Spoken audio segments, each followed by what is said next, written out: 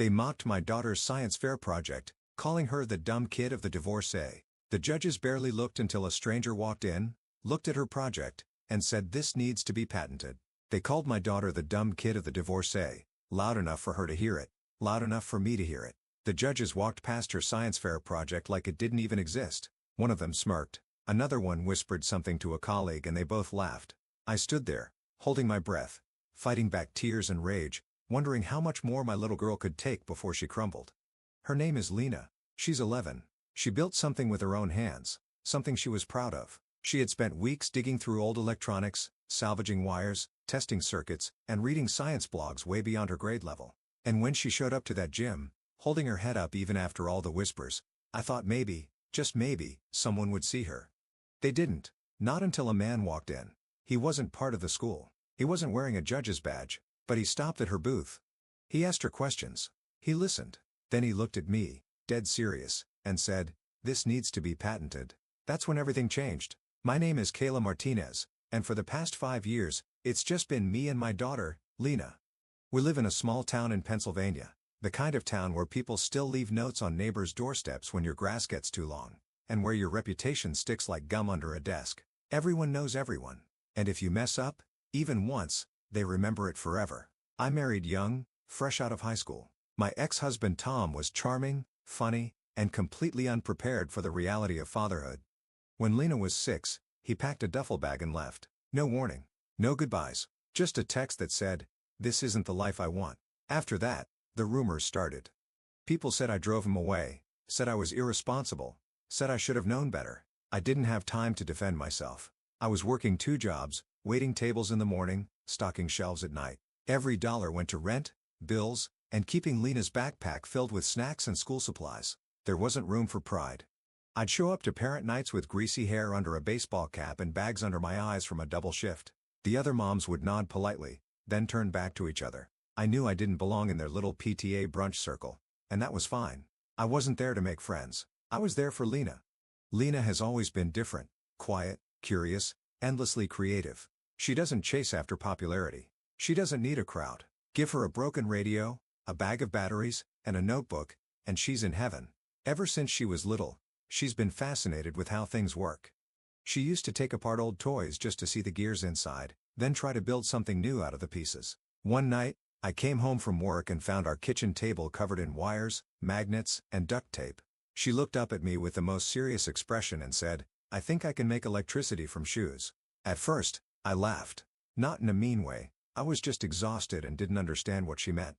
But she kept explaining, using terms like kinetic energy and conductive materials. And I realized she'd been watching science channels and teaching herself things I never learned in school. That's when she told me about the science fair. I could tell she was nervous asking.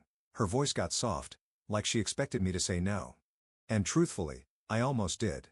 The entry fee, the materials she needed, the time, it all felt like too much. But the way she looked at me, hopeful and scared all at once, I knew I had to find a way. So I picked up extra shifts, asked my brother for help with rides, and told her to go for it. For the next 3 weeks, Lena lived and breathed that project. She turned an old pair of sneakers into a working prototype that lit up a tiny bulb when you walked in them. Her theory was that if scaled, the tech could help generate power in remote areas just through daily movement, walking to school, working in fields, running errands. Nothing fancy, just small renewable energy made from scraps. She worked on it after school, during weekends, and sometimes past midnight.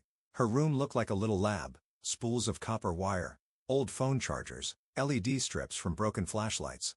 She kept a journal filled with diagrams, numbers, and test results. She even created a display board using cardboard we pulled from behind a grocery store. She painted it by hand. She named her project Power in Your Step. I was so proud, not because I thought she'd win, but because she didn't give up. She believed in it, in herself. But as the fair got closer, I started to hear whispers from other parents. Is she really entering? I heard her mom's barely keeping things together. I mean, let's be honest, no father figure, no structure. What do you expect? I stayed quiet, smiled through my teeth, and kept showing up. Lena didn't seem to notice. Or maybe she did and just didn't want to make me feel worse. Either way, she kept working. The night before the fair, she packed up her project with the care of someone handling glass. She even ironed her big brother's old button-down shirt and wore it like a lab coat. When I looked at her that morning, standing there with her little invention, trying so hard to look confident. It hit me just how brave she really was. She didn't just want to be seen. She wanted to be taken seriously. And I prayed that someone, anyone, would look past her last name and see what she built. The morning of the science fair felt like something bigger than just a school event. Lena woke up early, already dressed, before I finished pouring my coffee. She had packed her project into 2 cardboard boxes the night before, labeling each side in neat handwriting, "Handle with care, science in progress." She even made a checklist, ticking things off one by one: battery packs, wire connections, poster board, backup flashlight, notebook. She was ready. Nervous, but ready. We loaded everything into my car and drove to the school in silence. Not because we had nothing to say, but because we were both holding something in. She was trying to stay confident. I was trying not to cry. As we pulled into the parking lot, I saw clusters of kids in matching t-shirts, parents unloading professionally printed displays, giant trifold boards with 3D models and flashy lights. A few had banners. One project had a solar panel. Another had a mini wind turbine. Lena looked down at her scuffed shoeboxes and cardboard signs, then back out the window. "You okay?" I asked. She nodded. "Yeah. I mean, it's not about how it looks, right?" "Right," I said. But we both knew it kind of was. We walked into the gym, which had been transformed into a science wonderland. Tables lined up like a maze, kids buzzing with excitement, parents sipping coffee and offering coaching tips like little league coaches before a big game. The judges were already walking around with clipboards. We found her assigned table near the back corner. No one said hello. No one offered help. Lena quietly unpacked her project, straightened her display, and tested the tiny LED bulb that lit up when someone stepped on the pressure panel she had hidden inside the sneaker. Worked. Her eyes lit up for just a second. That's when the whispers started. A girl 2 tables down leaned toward her friend and pointed. "That's the girl I told you about. The one with the mom who works at Dino's." The other girl laughed. "Oh, yeah. I heard her dad ran off or something." My stomach twisted. I turned around, half expecting a teacher to step in. Nothing. Just polite smiles and nods. One of the PTA moms glanced at me and then turned back to her group, whispering into her coffee cup. Lena pretended not to notice, but I saw the way her hands gripped the edge of the table just a little tighter. I wanted to pull her out of there, just grab her hand and leave. But she had worked so hard for this, so I stayed silent. Then the judges came. There were 3 of them. 2 men and 1 woman. They were laughing about something when they approached Lena's table. One barely looked up from his clipboard. Another scanned her project board for maybe 2 seconds. The third one read the title, "Power in Your Step," and raised an eyebrow. "What is this? Some kind of shoe light?" he asked, half smiling. Lena stood up a little straighter and said, "It's a motion-powered energy generator that lights a small LED bulb. I made it using recycled materials. If developed further, it could be useful in off-grid communities." The man cut her off with a nod, already walking to the next table. The woman judge lingered for another second, looked at the sneaker, then said, "That's cute," before moving on. Cute, that was the word she used. Not interesting, not innovative, just cute. Lena sat back down. She didn't say anything, but I saw her eyes flick toward me, then to the exit door, and then back to her project. I sat on the bleachers, fists clenched in my lap, watching other kids show off projects with miniature volcanoes that spit glitter and slime, with parents recording them on the latest phones and cheering every sentence. Lena's table was quiet, ignored. A few students passed by and snickered. "Isn't that the dumb kid of the divorcee?" The words hit me like a slap. Lena heard it too. Her face didn't change, but I could feel it. She was shutting down. That spark I'd seen in her just hours ago, it was starting to dim. I wanted to scream. I wanted to stand up and tell them all who she was, what she had done, how she had made something from nothing with her own 2 hands. But I didn't, because she wasn't done yet. She didn't look up. She didn't cry. She sat there, silent, next to her little invention, surrounded by people who had already decided she didn't matter. And still, she didn't give up. Not yet. I was sitting on the bleachers, gripping the edge of the seat so tightly my fingers had gone numb. My heart was pounding. My face was hot. I wanted to march down there, grab one of those judges by the collar, and ask them how they could dismiss a child's work like that, without a second look, without a question, without a single ounce of respect. But I didn't. I took a deep breath, then another. I looked at Lena. She was still sitting at her table, staring down at her project. Her back was straight, her hands were folded in her lap, but I could tell she was unraveling. Slowly, quietly, like a thread being pulled loose one tug at a time. She didn't deserve this. Not after everything. Not after the nights she spent soldering wires under a desk lamp while I made ramen noodles. Not after all the work she put into learning something no one had ever taught her. She wasn't just trying to win a ribbon. She was trying to be heard. I stood up. I started walking toward her table. My feet were moving before I knew what I was going to say. Part of me wanted to pull her out of that gym right then and there, tell her we didn't need their approval, that she was too good for their tiny-minded judgments, that their opinions meant nothing. But then I saw her face. She was talking to a boy who had wandered over from another row. She was explaining how the project worked, showing him the pressure panel and how stepping on it sent energy through copper coils to light the bulb. Her voice was soft, but she was speaking. Her eyes were focused. Her hands moved with confidence. She was still trying. I stopped walking. That's when it hit me. I didn't need to save her. She didn't need me to fight this battle for her. She needed me to believe in her, to show her that her worth wasn't tied to their recognition. So instead of stepping in, I crouched beside her table, rested my hand on her knee, and whispered, "I'm proud of you. I don't care if they give you a ribbon or not. What you've built here, this matters. Don't forget that." She looked at me and blinked hard, her mouth slightly open like she didn't know what to say. Then she nodded just once and turned back to her project. I stepped back, returned to the bleachers, and watched. For the next 10 minutes, Lena stayed at her table while kids started tearing down their displays. The judges were meeting at the front of the gym, tallying scores, pointing at clipboards. Nobody came back to her table, not a single person. But she didn't pack up. She didn't leave. She just kept standing there like she still had something to offer. Like it still mattered. That's when he walked in. I didn't notice him at first. He wasn't wearing a badge or carrying a clipboard. He looked out of place, maybe in his early 60s, wearing a dark blue blazer, clean-shaven, the kind of man who didn't come to middle school science fairs just to browse. He walked slowly, scanning the rows of projects. He paused at the wind turbine, asked a few polite questions, nodded, and moved on. Then he stopped at Lena's table. I held my breath. He looked at the sneaker, tapped the bulb, asked her something. I couldn't hear what it was, but Lena straightened her shoulders and began explaining everything from start to finish. He listened. Really listened. For several minutes, he didn't say a word. He just nodded, leaned closer, and watched the demonstration as Lena stepped on the panel and the bulb lit up. Then he looked at her notebook. She handed it to him. He flipped through the pages slowly. I could see his expression shift. His eyes narrowed. His mouth tightened like he was trying to make sense of what he was seeing. Finally, he looked up and asked her a question. Lena answered confidently. Then he looked at me. He stepped back from the table, gestured to the project and said clearly, "This isn't just smart. This needs to be patented." Everything went quiet. The judges at the front stopped talking. A few parents turned their heads. The boy who had mocked Lena earlier was staring. And my daughter, my quiet, brilliant daughter, just stood there frozen while the man shook her hand and handed her his card. That moment, right there, was the shift. The line between being invisible and being seen. And Lena had crossed it all on her own.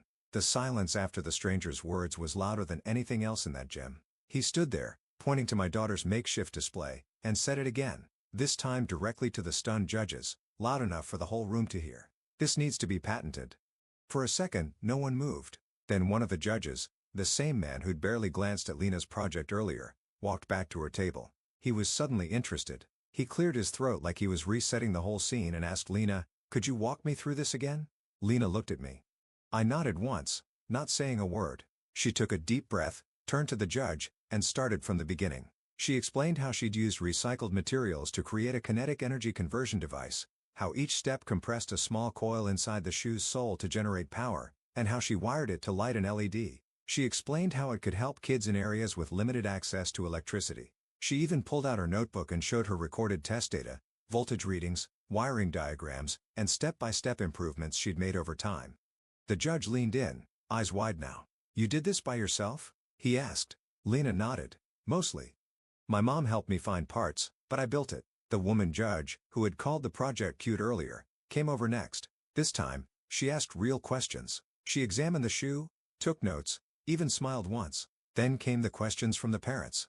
"What do you mean this could power homes? How long does the light stay on? Where did you learn how to build something like this?" It was surreal. People who hadn't said a word to her all day were now hovering around her table, leaning in like she was the center of the universe. I watched it unfold like a dream, like everything had been flipped upside down in the space of 5 minutes. The stranger stood nearby, arms crossed, a quiet pride in his face like he already knew what was going to happen. I finally walked over and asked him who he was. He smiled and said, "Dr. Ethan Caldwell. I teach mechanical engineering at MIT. I'm in town visiting my niece." Of course, he was. He told me he'd come to the fair just to support her, but Lena's project caught his eye immediately. He'd never seen a child that age apply real-world engineering principles so effectively, especially using salvaged materials. "This isn't just a cute school project," he said. "It's a prototype with serious potential." He nearly burst into tears right there. He handed me his card and said he wanted to connect us with a non-profit that helped young inventors file patents and get mentorship in STEM fields. "She needs guidance," he said. "The right support could take this far." Lena was glowing. Not just smiling. Glowing. It was the first time I'd ever seen her stand like that, tall and grounded, with a kind of confidence that can only come from being truly seen. Kids who had laughed at her earlier were now silent. The ones who called her names were watching her like she was someone else entirely. The awards ceremony was brief. They gave her a special recognition in innovation ribbon, something they probably made up on the spot. She didn't win first place, but it didn't matter. Not to her, not to me.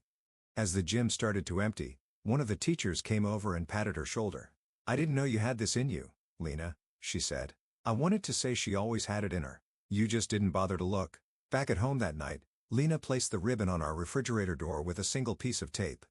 Then she went to her room, took apart the prototype, and started sketching improvements. She didn't care about praise. She was already thinking about what came next. And me? I sat at the kitchen table holding Dr. Caldwell's card, thinking about how close we came to missing that moment. If he hadn't walked in? If Lena had given up? If I had pulled her out, it all could have ended before it began. But she stayed. She stood her ground. And when someone finally looked, really looked, they saw what I had known all along.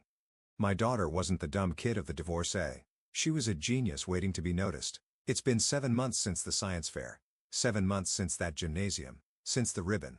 Since the moment, everything shifted. Sometimes, I still think about how close we came to walking away unnoticed. All it would have taken was one more snub, one more sideways comment, and Lena might have packed up her project and left thinking she had failed, that she wasn't smart enough, that her ideas didn't matter. And if that had happened, I honestly don't know how long it would have taken her to try again. But that's not what happened. What happened is this: she got seen. Not for who they thought she was, the quiet kid with a waitress mom and a missing dad, but for who she actually was, a thinker, a builder, a problem solver. After the fair, Dr. Caldwell kept his word. He connected us with an organization that helps young inventors navigate the early patent process. A few weeks later, Lena and I were sitting in a video meeting with engineers and legal experts from across the country. They treated her like she belonged there because she did. They walked her through filing a provisional patent for her power in your step design. Lena asked questions about voltage regulations, sustainable materials, and battery alternatives. Half the time, I was just sitting there stunned, listening to my 11-year-old talk like she was already in college. They also assigned her a mentor, Amira, a software engineer who grew up in a small rural town just like ours. She told Lena, "You're not an exception. There are more kids like you. You just got brave at the right time." That line stuck with me because it's true. Lena didn't wait for permission to build something. She didn't wait until someone told her she was qualified or smart enough. She just started. She followed her curiosity and worked with what she had: broken parts, scraps, and stubborn determination. Now, she's part of a Junior Innovators program. Every Saturday morning, while most kids her age are sleeping in or scrolling through their phones, Lena's at the library with her laptop, sketching ideas for an upgraded design that could generate more voltage with fewer steps. She's researching how her invention could be used in refugee camps or during disaster relief efforts where power is scarce. She's thinking beyond our little town, beyond her own story. As for school, things are different. The same teachers who used to dismiss her now ask if she'll speak to the younger grades about STEM. The girl who called her the dumb kid of the divorce hasn't said another word since the local paper ran a story about her invention. Lena didn't gloat. She didn't change who she was. She just smiled, nodded, and went right back to work. And me? I've changed too. I used to carry so much guilt about the divorce, about working too much, about not giving Lena the normal life other kids seem to have. I felt like I was always falling short. Like no matter how hard I worked, I was always 2 steps behind. But that day at the science fair taught me something I'll never forget. I don't have to fight every battle for my daughter. I don't have to shield her from every insult or prove her worth to people who've already made up their minds. What I do have to do, what I get to do, is show up, believe in her. Let her rise even when it's painful to watch, even when the world tries to tell her who she is. Because here's the truth. People will try to define your child by your past, by your mistakes, by your last name, or where you work, or what your family looks like. Let them talk. Let them whisper. Then teach your child how to speak with their work. That's what Lena did, and I'll never stop being in awe of her for it. So if you're watching this and you've got a kid who doesn't quite fit the mold, who's quiet or awkward or messy or misunderstood, don't panic. Don't try to make them blend in. Watch what lights them up. Invest in that. Believe in that. Because one day, someone else will walk in, see what they've built, and say, "This needs to be patented." And when that day comes, you'll be so damn proud you didn't let the world tell them who they were. You let them show the world instead. If this story meant something to you, if you've ever felt overlooked, underestimated, or just needed someone to believe in you, please take a second to like this video. It helps more than you know. Share it with someone who needs a reminder that where you come from doesn't define where you're going, and I'd love to hear from you. Drop a comment below. Tell me about a time you or your child proved someone wrong, or a moment when someone saw potential in you that you didn't even see yet. I read everyone. And if you want more true stories that lift you up, make you cry, or just remind you that resilience is real, subscribe to the channel and turn on the notifications so you don't miss what's coming next. Thanks for being here. I'm grateful for you. We'll see you in the next story.